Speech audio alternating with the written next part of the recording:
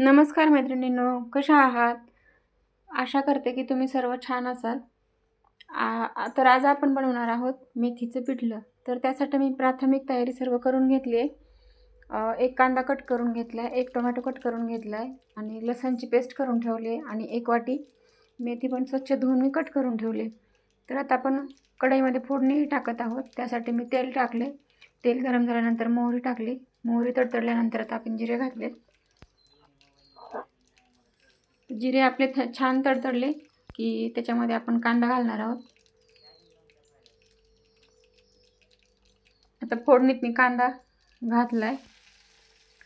कांदा फोडणीत घातल्यानंतर तो पटकन शिजण्यासाठी आपण त्याच्यामध्ये थोडंसं मीठ घालत आहोत. मीठ घातलं फोडणीमध्ये की कांदा खूप पटकन शिजतो. आता आपला कांदा शिजलाय. मी फोडणीमध्ये टोमॅटो घालत आहे. आता टोमॅटो पण पटकन शिजण्यासाठी मी कढईवर 2 मिनिटासाठी झाकण ठेवणार आहे. आता आपण झाकण ठेवल्यानंतर 2 मिनिट वेट करते. मी तोपर्यंत भाकरीची तयारी करत आहे बाजूला, कारण स्वयंपाक चालू आहे आणि इकडं पिठलं तयार होत असताना मला भाकरीची पण तयारी तिकडं करायची. तिकडं पण मी गॅसवर तवा ठेवला आहे आणि भाकरी बनवण्याची तयारी चालू आहे माझी. तर आता हे फोडणीत छान शिजून झाले आपलं कांदा आणि टोमॅटो.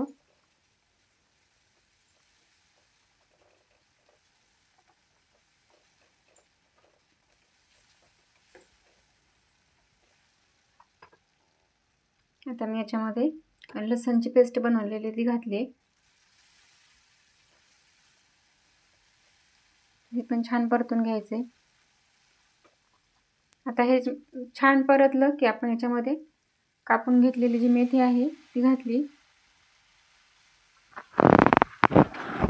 मेथीला पण छान वाफ येऊ द्यायची आपल्याला. अगोदर परतून घ्यायची फोडणीमध्ये छान परतून झाली की तिला पण 2 मिनिटासाठी आपल्याला झाकून ठेवायचे. झाकून ठेवल्यानंतर मेथी छान वाफून निघते आणि तिला एक छान चव पण येते. आता मी फोडणीमध्ये थोडीशी हळद घातली आणि 1 चमचा लाल तिखट टाकले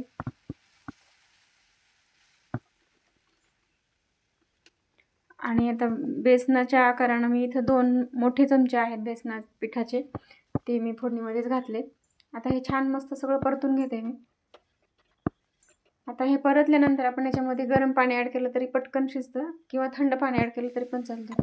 1 वाटीभरच मी पाणी घातले, कारण हे पिठलं तयार झाल्यानंतर आपल्याला घट्टच पाहिजे.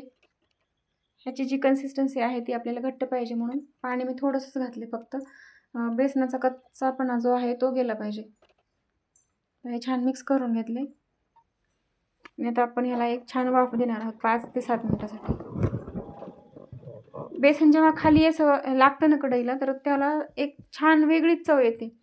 बेसन केल्यानंतर तुम्ही असं थोडंसं खाली त्याला चिटकलेलंच असू द्या, तेव्हाच बेसनाला एक चव येते. ही बेसनाची एक टिप्स आहे.